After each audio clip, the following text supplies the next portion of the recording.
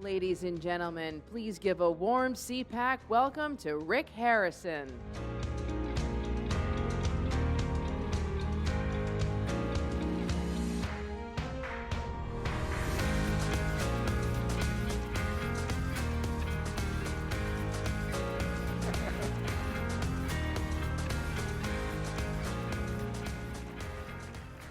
Well, hello, everybody, and what quite a crowd. So, anyway, here's my 10 minutes. I'm going to give a few.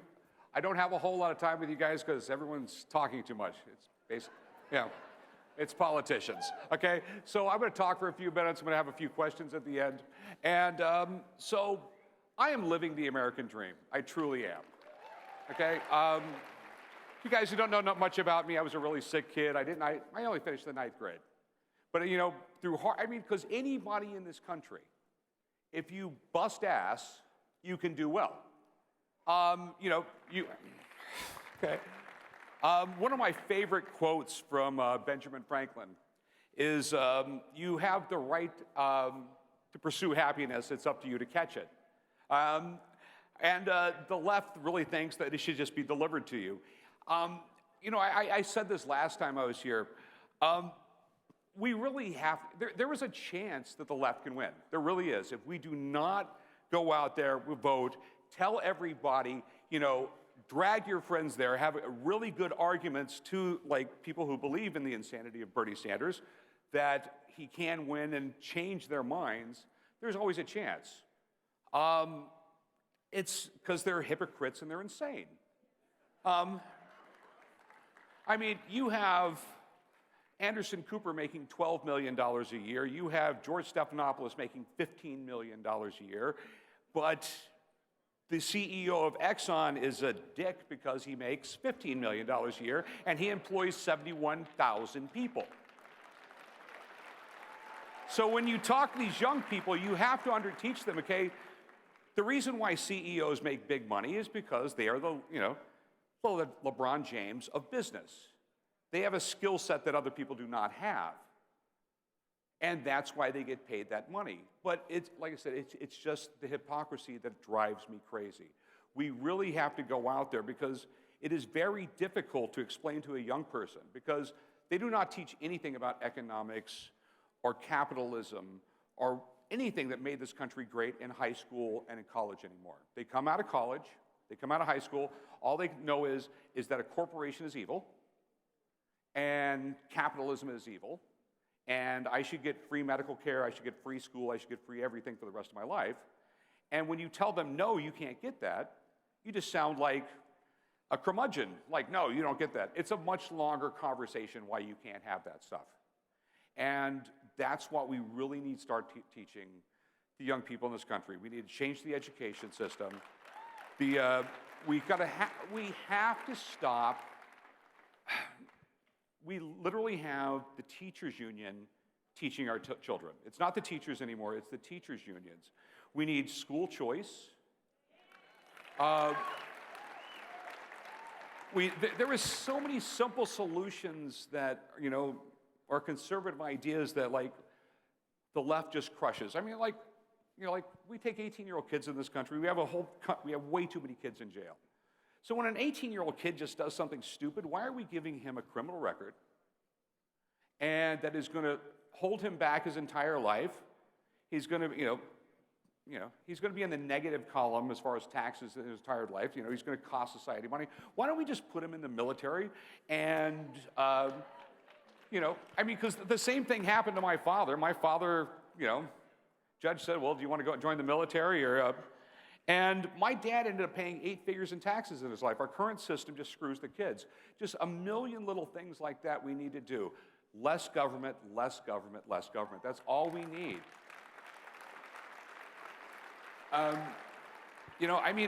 Total I employ 150 people, and I enjoy doing it. But Bernie Sanders really wants to crush everything we have, and we just need to be massively vigilant. I'm here. You have to vote, you have to beg other people to vote, you have to drag them to the polls, and every young person out there, you have to explain to them why this left stuff will not work. because there was always a chance it could happen. In 1900, William Jennings Bryan was almost elected.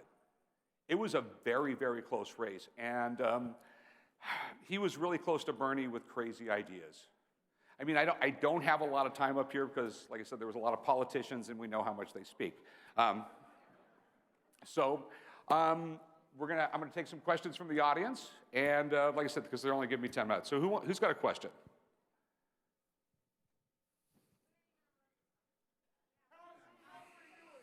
Everyone wants me to run for governor of Nevada, but like, no decisions yet. First of all, thank you very much for being here. It's a pleasure to listen to you speak. I was wondering what specific policy and law changes have affected your personal business, and if you could point to some specific things to get, we have these high-minded conversations about policy.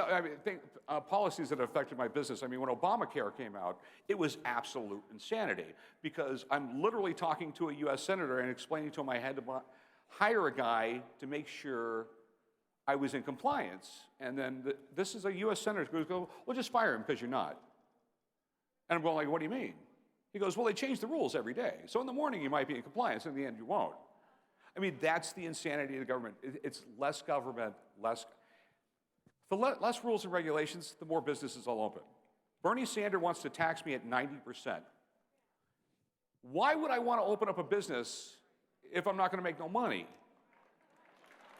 Okay, and like I was saying earlier, these things need to be explained to these young kids because it does sound exciting and great that everyone's going to, like, have puppies and everything else like that. I mean, but it doesn't work that way, and but like government regulation, all it does is hold businesses back. The more regulations you have, the tougher it is to open a business, tougher to be successful, and less employees in the end.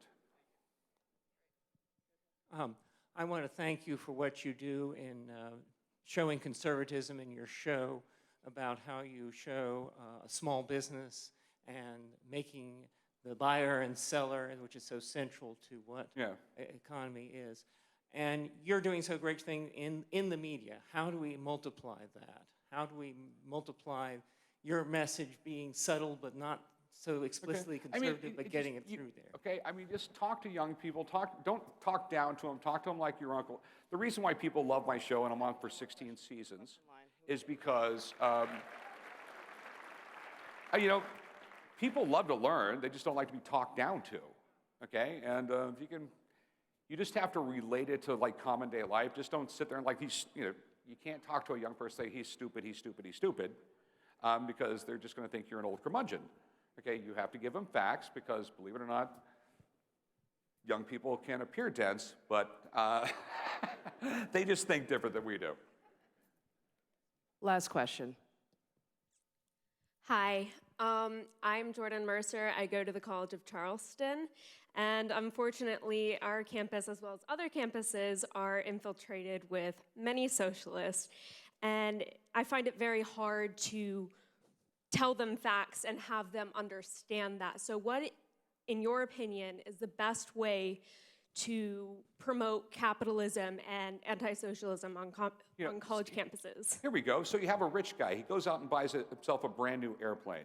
Okay, he buys himself a jet. So which employs everybody at the jet factory, okay, which employs everybody down the street at the cafe where everyone at the jet factory works, okay? And then he brings that jet home, and then he's got to employ a pilot and maybe someone else, and then he's got a whole staff to maintain it. Then the local airport gets rent for his hangar from it and everything else. So now you have like 50 or 60 people working, but the left wants to take that all away because it's a bad guy that he bought a jet and all those people are out of a job.